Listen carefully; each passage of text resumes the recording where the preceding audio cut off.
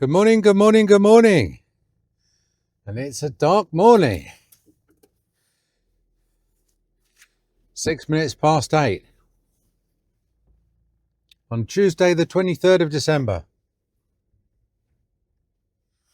I have to read that out sometimes because the date and timestamps on everything are so wrong. It's useful as a check for me. Anyway, how are you? I'm going to go the fast way today because I want to get there early and say hello to the staff on their last day.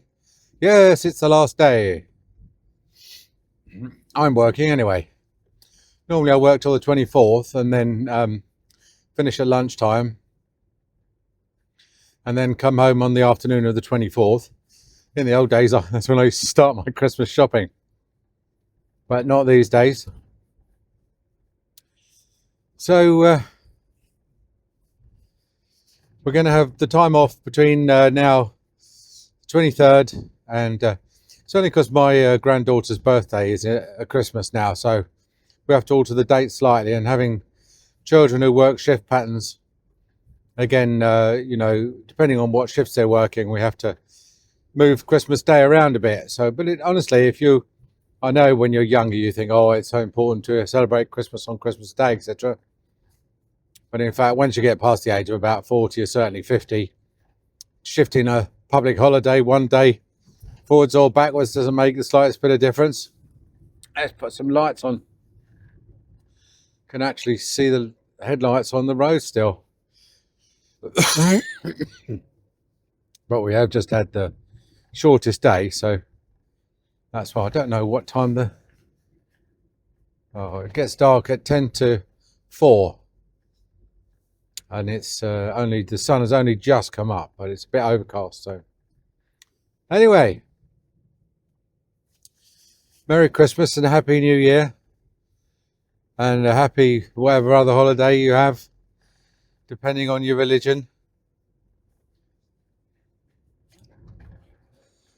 I've got a present for you. It's a valuable present, and it's taken me years to make it. So I hope it gets appreciated. I don't think it will, but I hope it does. I'll just set the background a bit. Just bear with me if you've heard this all before. But the Performing Rights Society and the Phonographic Performance Limited, or whatever, PRSPPL, collect money from businesses who play music in the course of their business. So like hairdressers have music on to enhance the ambiance, and restaurants have Christmas music on when they're serving their Christmas menu, etc., etc.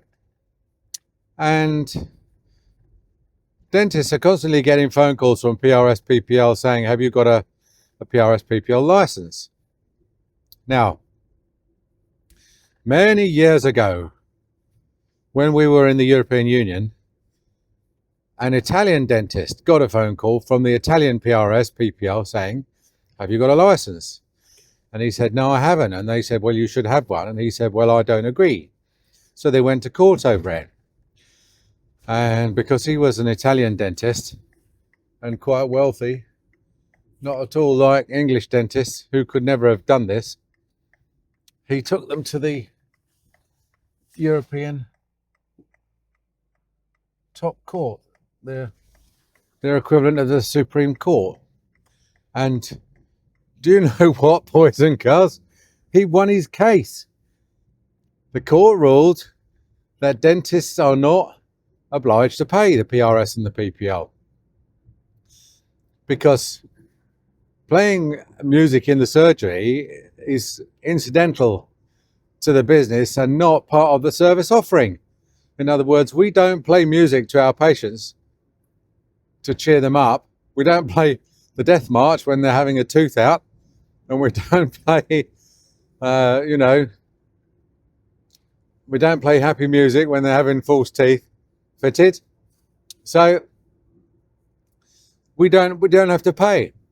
Now, what happened was that this ruling was Europe-wide ruling. So it did apply to the UK. But the trouble was that the PRS, which is basically a criminal organisation in this respect, and is a quango collecting tax from people in the case of dentists, which is not due, carried on lying to the dentists, saying that they needed to pay. And there was an element of truth in that what happened was, if any English dentist had refused to pay and it had gone to court, then the courts, they would have looked up the chain of courts and realised that at the European level this had already been decided, that dentists don't have to pay. So they were quite clever in a way. What they did was, it's very similar to these people that write and say, oh, we've published your details in the European catalogue of dentists and you owe us £2,000. You know, they can't and wouldn't be able to enforce it, and they choose not to enforce it, but they put a lot of very, very heavy weight on you to pay, knowing that they're all bark and no bite. Well,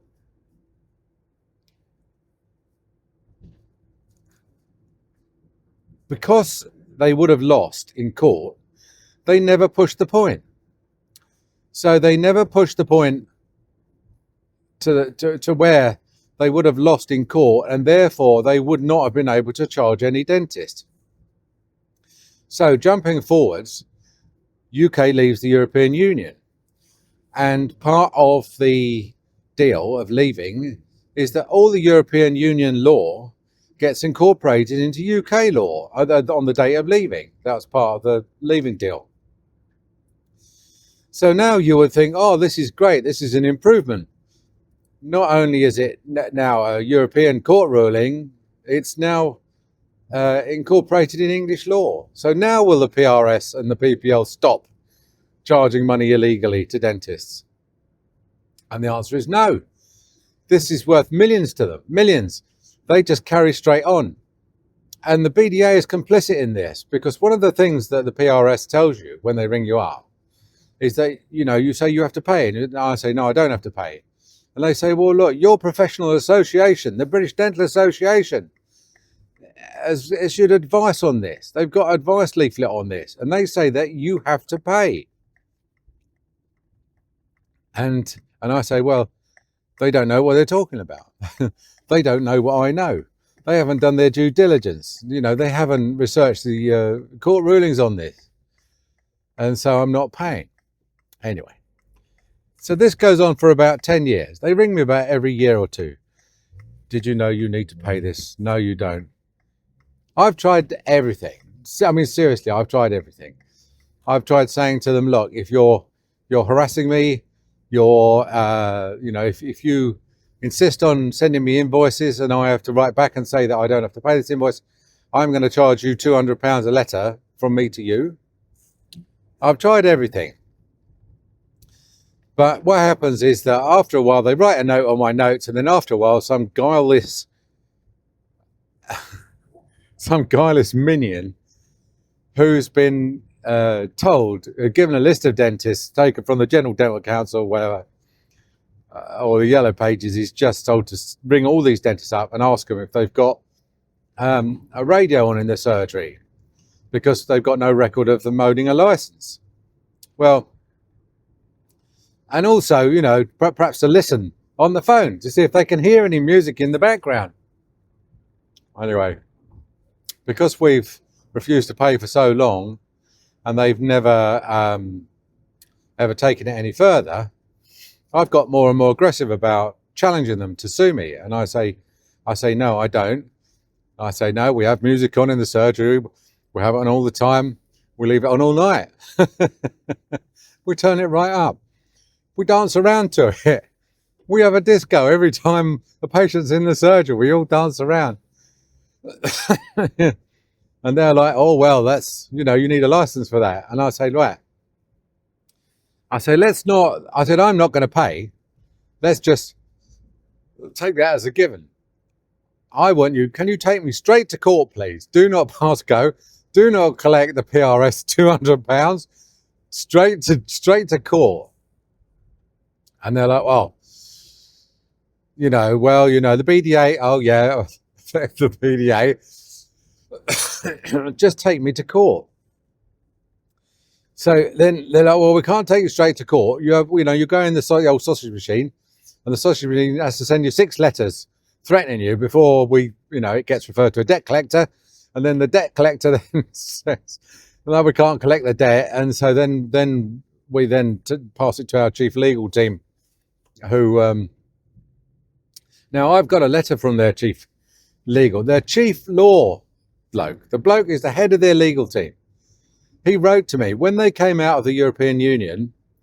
I wrote to them and I said, right, surely you've got to stop all this silly buggery now, because there's no doubt at all about this is not European law anymore that needs to be referred to by the UK court. This is actually UK law now. And you're now acting illegally in UK law. And they know this. And he wrote me back, and I tell you what, I've got to give him credit. There's a reason why he's the head of the legal team at the PRS PPL, is because he is very, very good at writing, I think, 2 pages of complete gobbledygook, which said, oh yes, but that's you've made a mistake there. You're thinking this, whereas the actual fact is that, and you're relying on this legal precedent, whereas that legal precedent doesn't apply because of that.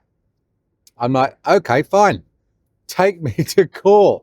But at the end of the day, the downside from my point of view is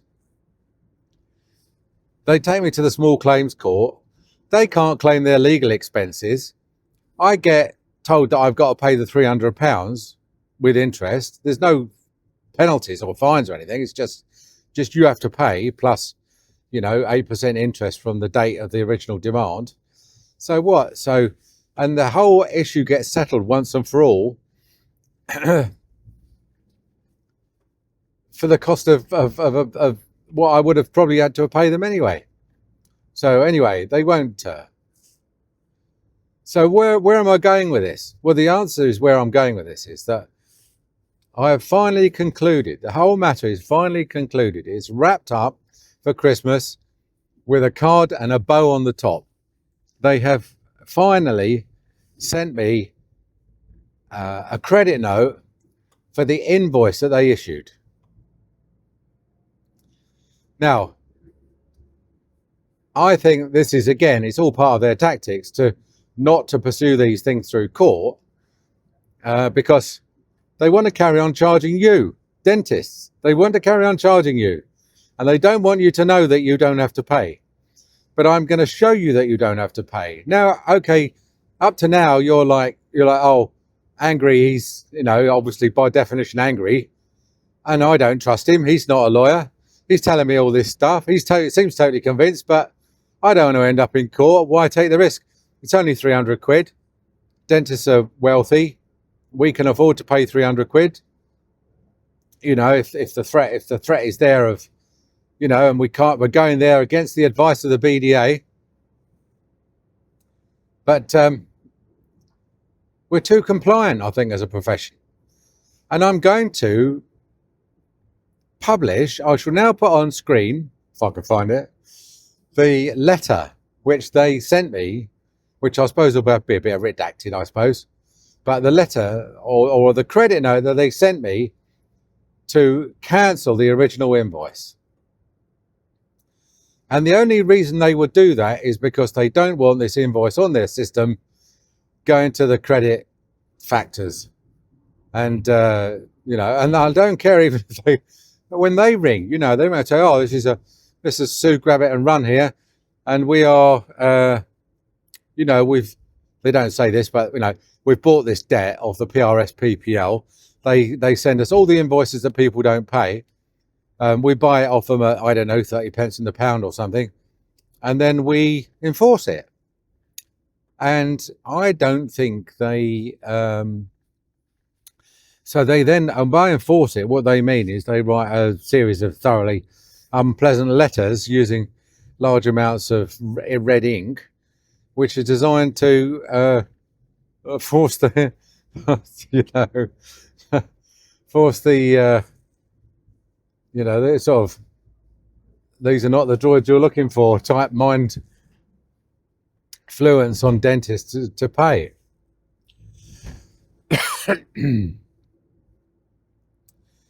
So, and when these people ring me up, they say, "Oh, we've had this debt passed on to the PRS." Well, they don't ring up because that's too expensive for them because they don't get much of this money. But what they do is they send you letters, just letters, and then they say, "Look, to avoid getting taken to court and have a stain on your county court judgment against you and a stain on your credit record, and you won't be able to get a mortgage or you won't be able to get a 3-piece suite if you go down this furniture shop, ring us up." So I ring them up and I say, "No, I'm sorry to tell you, you bought this £300 debt for 100 quid and you've done your money." PRS all the PRS is going to get out of my invoice is £100 off you. No, you're going to get diddly squat off me. So then they give up because really they don't sue you. They just pass it back to PRS and say, "We've been unable to collect this debt, and so if you want to," or perhaps they don't even do that. They just say they've got 100 quid, haven't they, for writing 2 or 3 letters. So that's how it all ends. But hopefully, in possession of a facsimile of my credit note, writing off my invoice, which was necessary for them to issue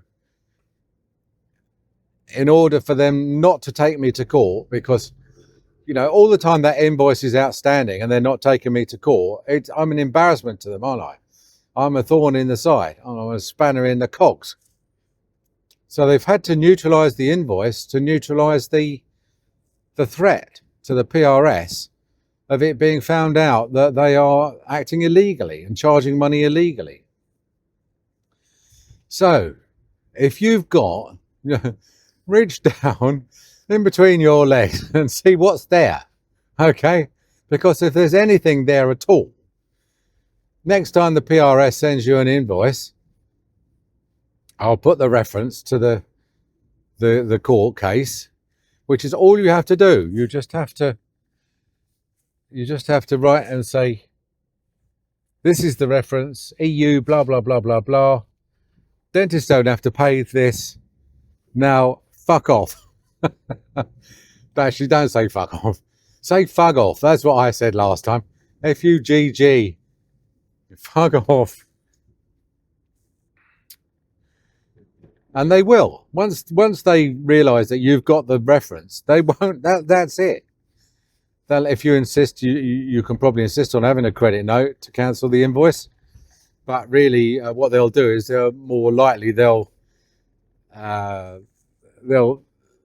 issue a credit note on their system, and when it prints off their printer and should be posted to you, they'll just quietly put it in the shredder. So there you go. So Merry Christmas. Merry Christmas. That's a Christmas present worth tens of millions of pounds to the dental profession from me to you. From the angry dentist to the not quite so angry but should be more angry profession. Oh dear. That's a nice resolution though. And I still don't know whether I want to torture them any further, because I could write to them under the Freedom of Information Act and ask them how much money they've collected over the last year for which figures are available. Oh, come on. There's nobody driving along. You could have just walked across the road. Why don't you join the Tufty Club? Stop the traffic. Just because there's a button there. This is the problem. People see a button, they push it, don't they?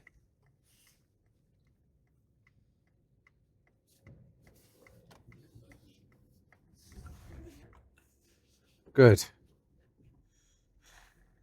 So this is my last morning. I finish at 1. I think I've just about scraped enough money into the account to pay the bills. the wages.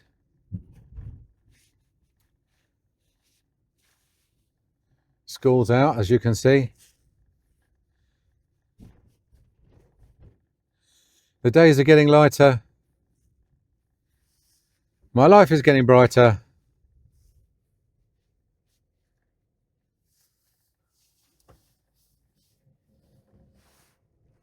Oh, look at that. Talk about no parking. Everyone's gone. Mind you, I'm a bit early.